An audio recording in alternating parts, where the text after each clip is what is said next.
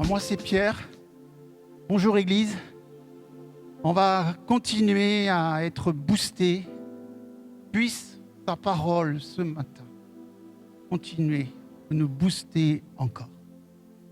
Booster, c'est quand même un terme assez moderne, ça concerne les fusées.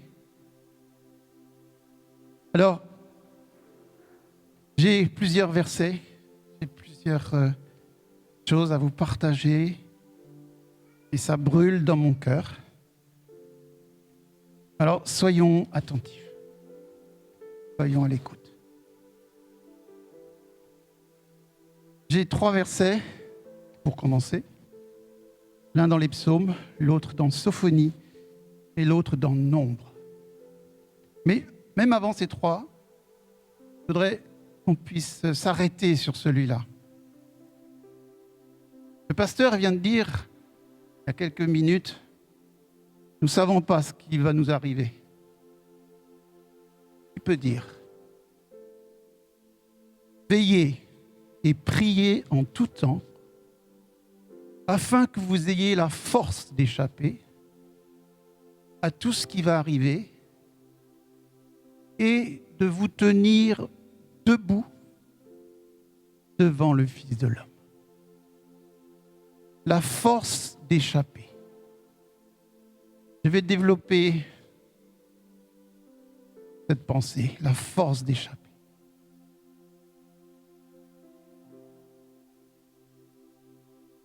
Donc, Dieu est pour nous je vous laisse un petit peu de chercher, un peu de suspense. Il est le Dieu des délivrances. Le Seigneur peut retirer de la mort. Amen. Amen. Jésus est ressuscité d'entre les morts. Dieu est donc pour nous le Dieu des délivrances. Dieu est pour nous comme un héros qui sauve. Magnifique.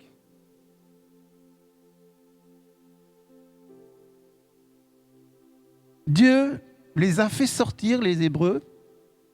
Il est pour eux comme la force du buffle. Alors on va s'arrêter là-dessus. Et vous savez, dans la Bible, tous les mots qui sont employés sont choisis. Choisis. La parole de Dieu est épurée 7 fois. 7 fois. Elle est parfaite. Et c'est Paul qui va dire, ne savez-vous pas? Quand il dit ne savez-vous pas, c'est que ou on ne le sait pas, ou il faut qu'on s'en rappelle. Mais il dit, la nature ne nous ancienne-t-elle pas? Et Jésus parlera de la nature pour nous enseigner. Quand il dit, regardez les oiseaux du ciel, regardez les fleurs dans les champs. Quand il dit, regarde la fourmi, paresseux, il parle par la nature, les semailles, les moissons. Donc là, il est question du buffle. Le buffle. Je sais pas, moi j'aurais dit, Dieu, il les a fait sortir par la force, on dirait du lion, hein, parce que le lion, c'est aussi un symbole de force. Mais là, c'est du buffle. Alors j'ai cherché.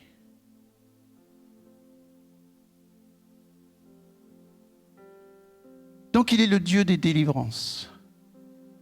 Et la sortie d'Égypte, c'est quelque chose quand même. Après 430 ans, en quelques heures, des millions de personnes qui sortent. Waouh! Waouh! Alors le Seigneur m'a mis à cœur de vous partager 2 bienfaits que le Seigneur m'a donnés. L'un remonte à presque 50 ans. Et l'autre est un peu plus proche, mais quand même, c'est pas hier. Mais ce sont des choses qui m'ont tellement tellement boosté. Boosté. Et je ne peux pas les oublier. Et je ne veux pas les oublier. C'est tellement, tellement fort, tellement magnifique. Et j'ai vécu ça dans mes tripes, dans ma chair. Et pas il y a 2000 ans, hein. 50 ans, ou 30 ans. Donc la première, ça se passe en Afrique. Ça se passe au Tchad. En fait, j'ai été caméraman et je devais faire un reportage dans un petit village du Tchad qui s'appelle Koumra, dans lequel se trouvait un orphelinat. 120 orphelins. Et donc la mission, c'était de faire une vidéo pour la promotion de cet orphelinat, de cette œuvre de Dieu. Et j'étais content de travailler à ça. Sauf que moi, aucun contact avec l'Afrique. Voilà, c'est la première fois que je mettais les pieds sur le continent africain. Et une chaleur torride. J'étouffais, j'étais mal. À tel point, je me suis retrouvé au lit.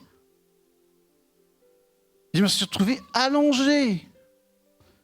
J'ai dit, Seigneur, mais je n'ai pas fait tout ce voyage pour être au lit.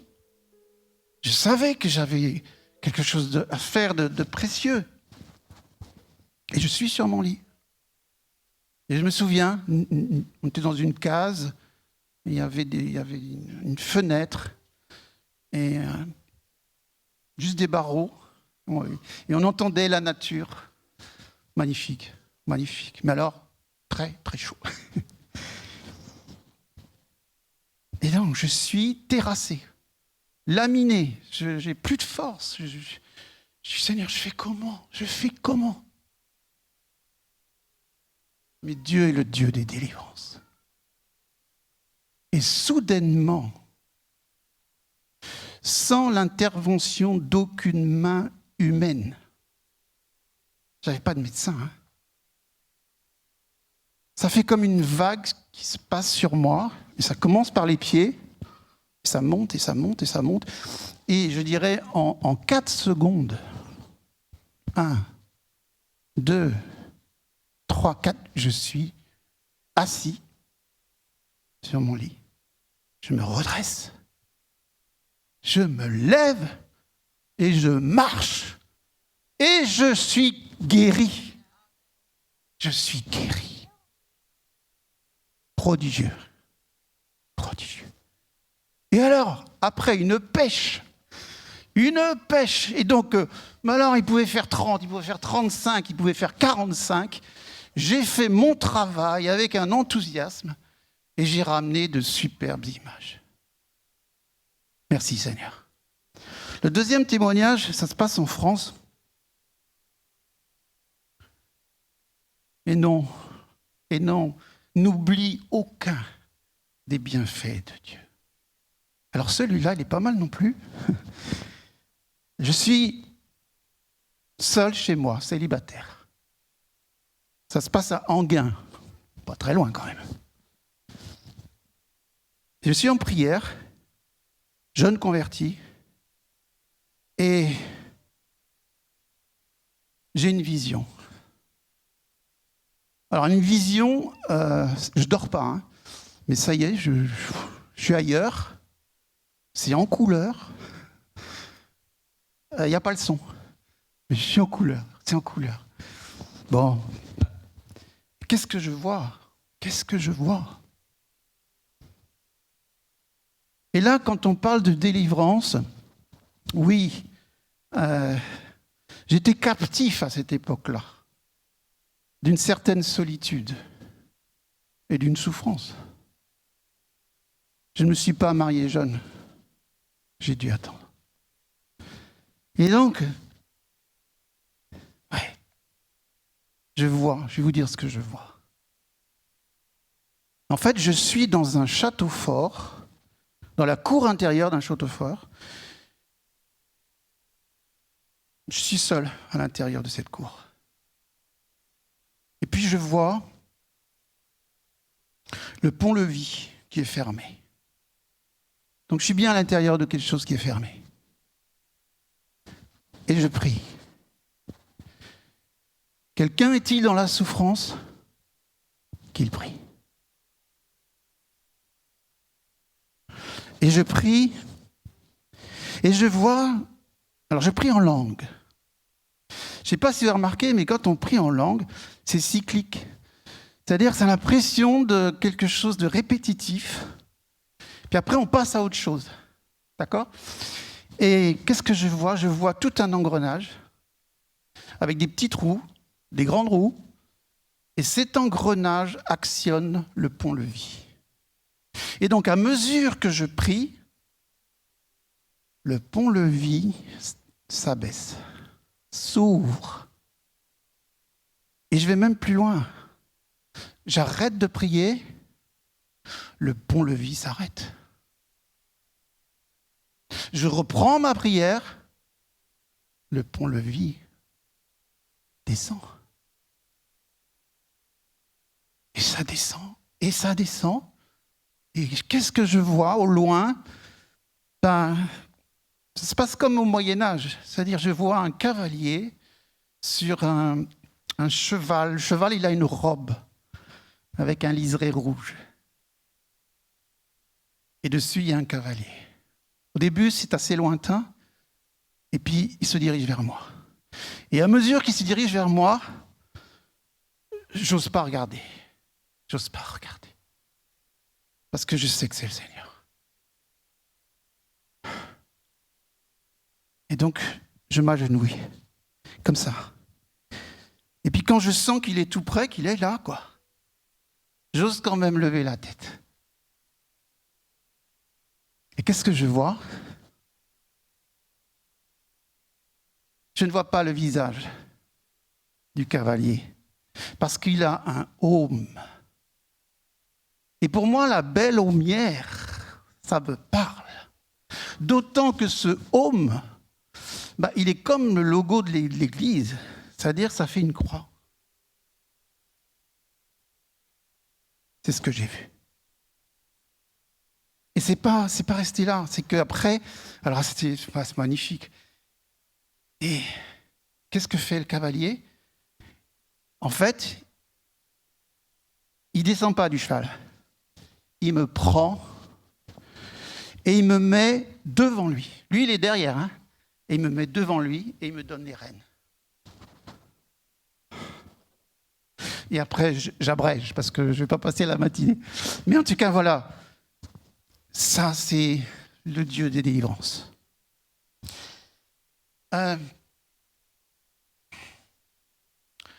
Donc oui, ne regardez pas à moi.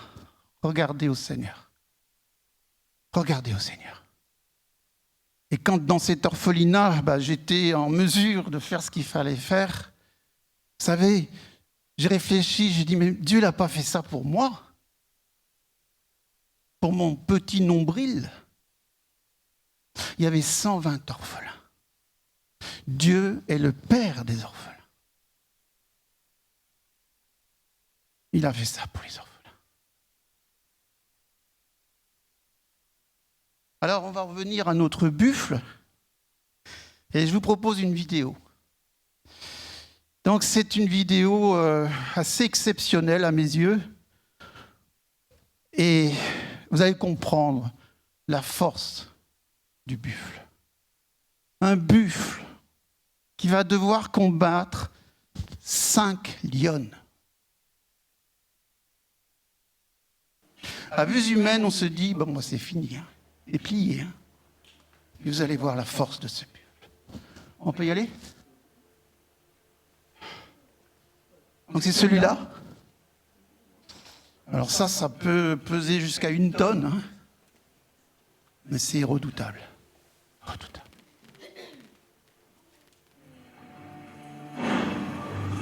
Forts, agressifs et soudés, ils sont les plus redoutables adversaires des lions.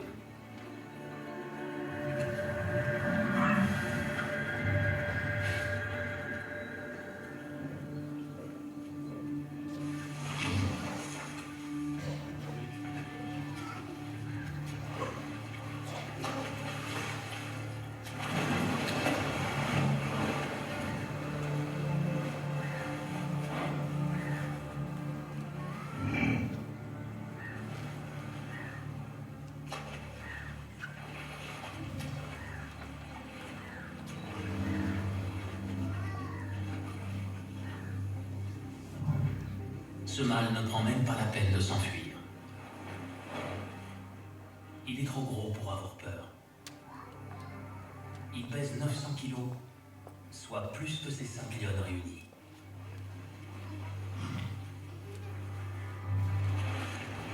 La troupe a l'avantage du nombre, mais un simple coup de corne pourrait être fatal.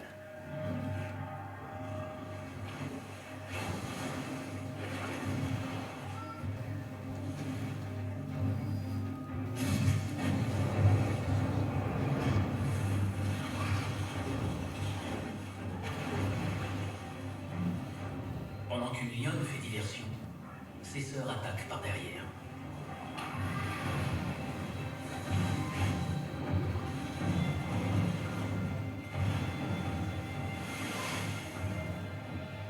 Elles doivent renverser le buffle pour le tuer.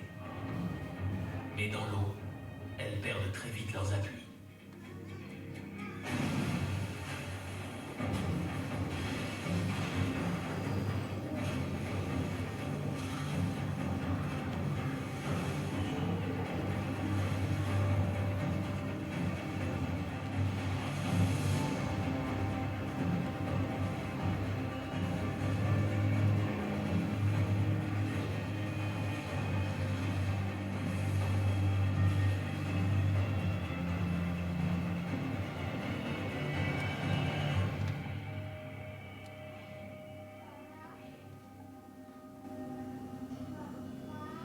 Le buffle faiblit, mais les lionnes aussi. C'est une guerre d'usure. Ce n'est plus seulement un combat de force, mais de volonté. Pour sauver sa peau, le buffle doit désarçonner la lionne accrochée à sa croupe.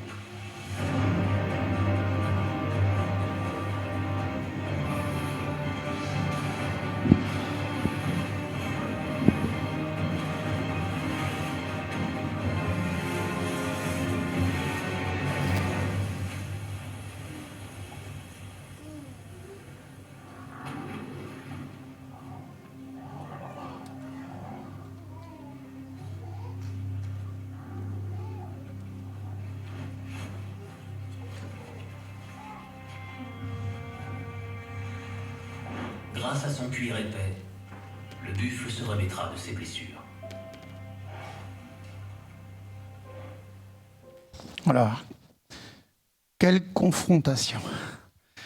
Pas simplement de force, mais de volonté. Nous sommes dans un combat. Il n'y a pas de balle à blanc. On ne joue pas. Et nous avons un adversaire. Alors oui, quel combat.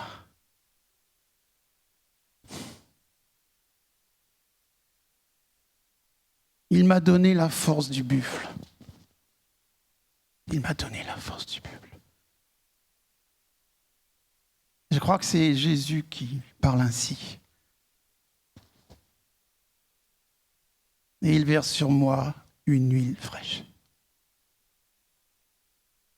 Mes yeux voient mes adversaires, mes oreilles les entendent. Jésus sur la croix, n'a-t-il pas vu ses adversaires? Ne les a-t-il pas entendus? Mais là, c'est voilà notre Dieu. Dieu fort et redoutable. Alors, vous avez remarqué que dans cette vidéo, ce qu'il fallait faire, c'est rester debout. Il suffisait que le buffle soit à terre. Ah, compliqué, hein? Rester debout. Et donc, il nous faut nous maintenir debout. Restons debout. Nous le sommes. Nous le sommes. Mais restons-le. Restons-le. On a chanté « Nous sommes libres ». Oui, nous sommes libres. Restons-le.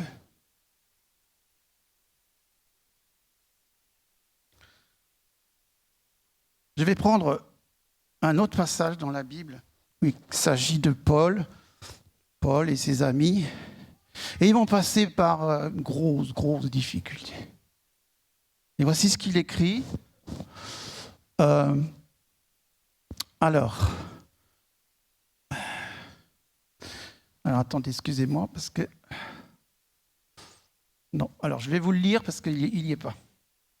Donc je remonte. Voilà. Nous voulons en effet que vous sachiez, frères et sœurs, à quelle détresse nous avons été confrontés en Asie. Le poids en était si insupportable que nous désespérions de conserver la vie. Il en fut ainsi, afin que nous apprenions, parce que l'épreuve est utile, que nous apprenions à ne pas placer notre confiance en nous-mêmes, mais à la placer en Dieu, qui ressuscite les morts. Et c'est là qu'il dit, c'est lui qui nous a délivrés. Et 3 fois, on a le mot délivré. C'est lui qui nous a délivrés et qui nous délivrera d'une telle mort. Lui de qui nous espérons qu'il nous délivrera encore. Voilà la certitude que Paul avait. Et ça l'a rendu fort. Et puis ce verset. Et vous y contribuerez aussi en priant pour nous. Voilà. Et ça me rappelle ce verset qu'on connaît tous. Je peux tout par celui qui me fortifie. Alors on le connaît bien celui-là. Sauf qu'on s'arrête là. Ce verset continue par « Cependant, vous avez bien fait de prendre part à ma détresse. » Voilà. Parce que ça peut être aussi facile. C'est, de toute façon, Dieu s'occupe de lui. Oui, mais il y a notre part à faire. Église, fais ta part avec lui. Vous avez bien fait de prendre part à ma détresse. Et regardez ça, c'est un petit verset qu'on trouve dans les Actes. Mais les disciples, prenant Paul pendant la nuit, le descendirent par la muraille dans une corbeille. Bon, c'est pas Zorro, mais voilà, les disciples l'ont sauvé. Voilà, je peux tout par celui qui me fortifie, mais ça passe par monsieur, par madame, par un enfant. C'est ça l'Église.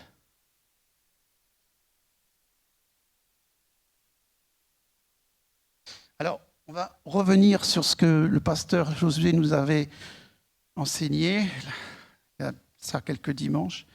Et je reviens sur ce texte de Jacques, où il est question de problème. Et comme on l'avait dit, mais qui n'a pas de problème? Qui lève le doigt? Mes frères, considérez comme un sujet de joie complète les diverses difficultés que vous pouvez rencontrer. Sachant que, et il faut savoir ça, sachant que l'épreuve de votre foi produit l'endurance. L'épreuve n'est pas inutile, elle nous est profitable. Elle nous façonne. Et elle produit en nous l'endurance. Attention, il faut que votre endurance tienne bon jusqu'au bout. Et ça parle de temps quand même. Des fois, on se dit, quand est-ce que c'est fini, quoi? Jusqu'à quand?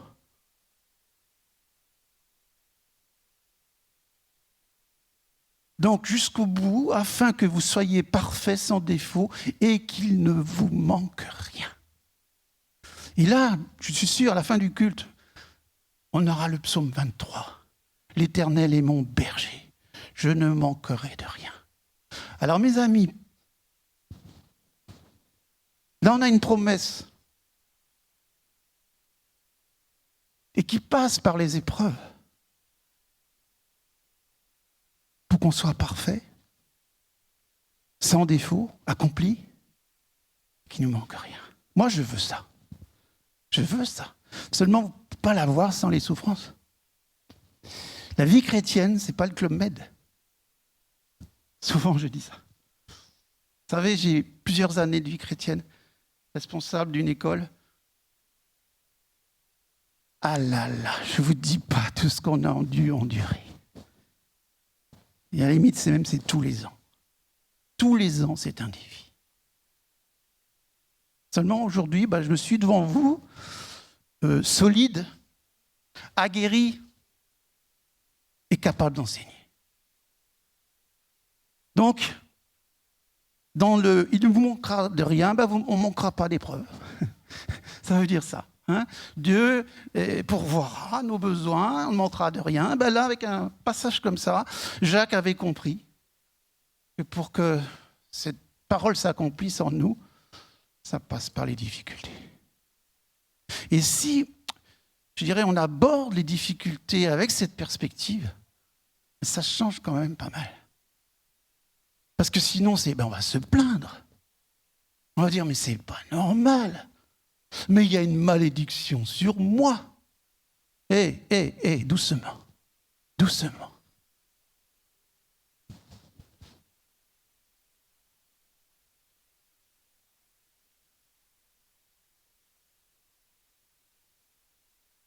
Alors, dans ce passage, c'est juste là, mais ça continue comme ça. Vous voyez bien que le but de l'épreuve, c'est la foi, hein, l'endurance.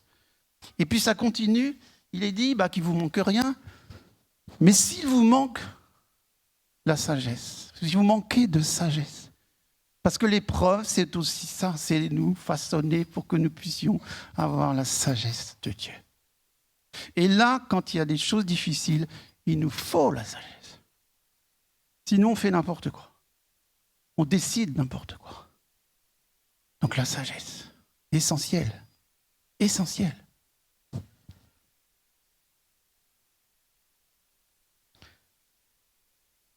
Alors, je vais aller un peu plus vite parce que sinon, je vais dépasser mon timing. Mais je vais quand même finir comme ça.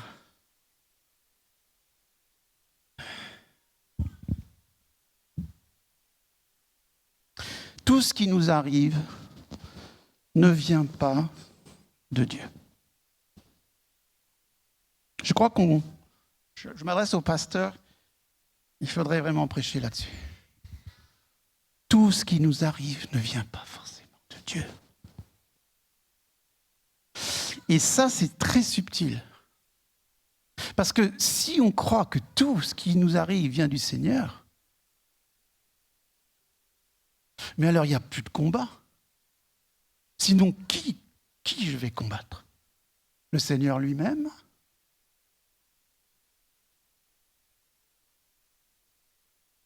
Tout ne vient pas du Seigneur. Paul dit aux Galates, qui vous a arrêté? Pas quoi, hein? Pas qu'est-ce qui vous a arrêté? Qui vous a arrêté? Vous courriez bien. Vous courriez bien.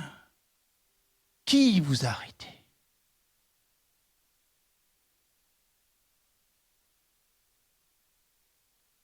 Pour vous empêcher d'obéir à la vérité.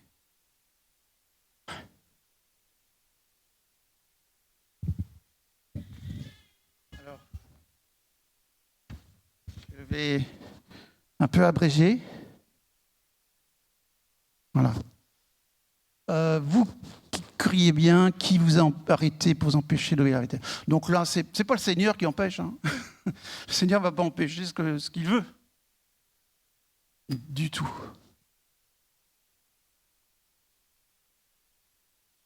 Ça, c'est la parabole qu'on trouve dans Matthieu 13. Vous le connaissez, hein, le bon grain et l'ivraie. Et qu'est-ce qu'il dit? Mais pendant que les gens dormaient, son ennemi vint, sema de l'ivraie au milieu du blé. Et s'en alla. Seigneur, n'as-tu pas semé de la bonne semence dans ton champ? D'où vient donc qu'il y ait de l'ivraie? Il leur répondit, c'est un ennemi qui a fait cela. Tout ne vient pas de Dieu. Tout ne vient pas de Dieu.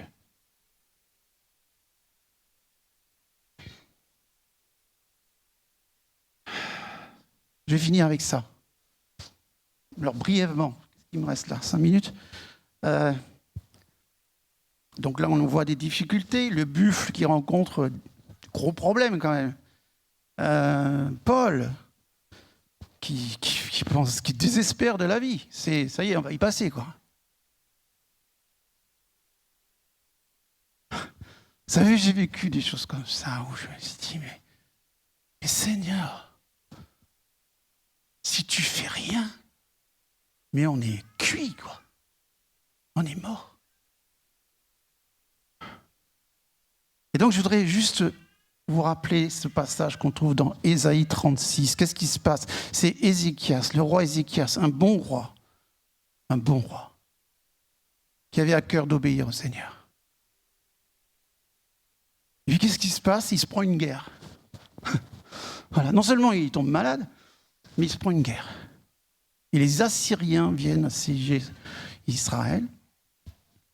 Et donc, il y a 185 000 hommes aux portes de Jérusalem. Quelques mois avant, ils ont pris Samarie. Imaginez le roi Ézéchias, il a dit, ouh là ça chauffe, là. Là, je vais y passer, là. Et l'ennemi vient le trouver et lui parle. Alors, vous verrez dans votre Bible, c'est le Rabshakeh qui vient lui parler. Alors, le Rabshakeh, c'est pas un nom, hein, c'est pas un nom propre. C'est comme si on disait le chef d'état-major vient lui parler. Et il faut décortiquer, peut-être qu'on le fera plus tard, ce qu'il dit. Parce que là, c'est l'adversaire qui parle. Et je n'ai pas trouvé d'autres passages dans la Bible où ce que dit l'ennemi est à ce point dévoilé. Donc il y a 20 phrases à peu près. Alors, on ne va pas faire les 20 phrases parce que ça ne pourra pas le faire. Mais voyez ce qu'il dit. Alors, il s'adresse à Ézéchias. Il lui dit, d'ailleurs, est-ce sans la volonté de Dieu que je suis monté contre ce pays pour le détruire?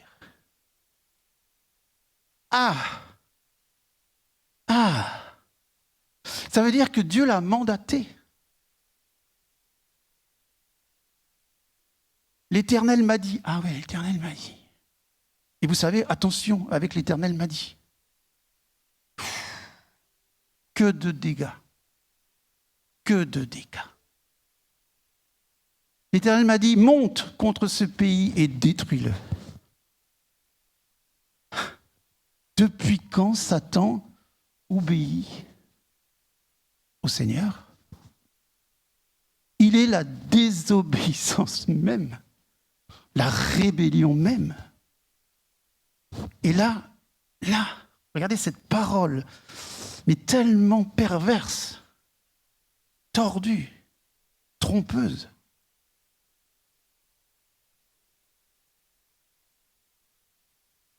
C'est terrible. Mais ça circule au milieu de nous. Hein. L'ennemi, il ne chôme pas. Hein. Seulement voilà, il faut qu'on ait nos oreilles ouvertes. Il nous faut cette sagesse. Il nous faut le discernement. Vous savez, il y a Paul qui dit, je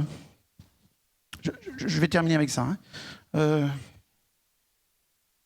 empêché par le Saint-Esprit d'annoncer la parole dans l'Asie, ils traversèrent la Phrygie et le pays de Galatie. Ils tentèrent d'aller en Bithynie, mais l'Esprit de Dieu, de Christ, ne leur permit pas. Ah, tiens, je suis empêché par le Seigneur. C'est possible. Et quand Dieu fait ça, c'est vraiment pour nous protéger. C'est vraiment une grâce. Mais regardez, toujours Paul. Ainsi, nous avons voulu venir jusqu'à vous, du moins moi, Paul, à 1 ou 2 reprises. Mais Satan nous en a empêchés. Ah, là c'est Satan qui pêche. Mais il savait discerner. Quand ça vient du Seigneur, et quand ça ne vient pas du Seigneur.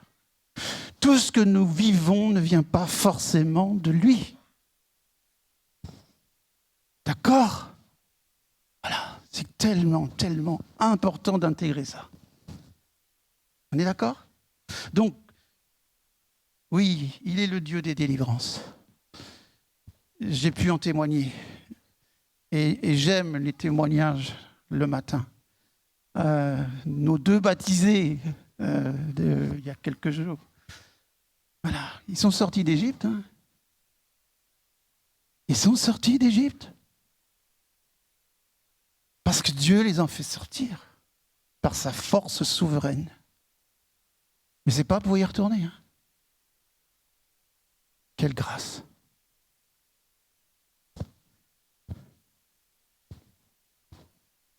Voilà, je vais conclure. J'aurais aimé continuer, mais bon, je ne peux pas. Oui, je vous propose de prier. Et puis on se reverra. On se reverra.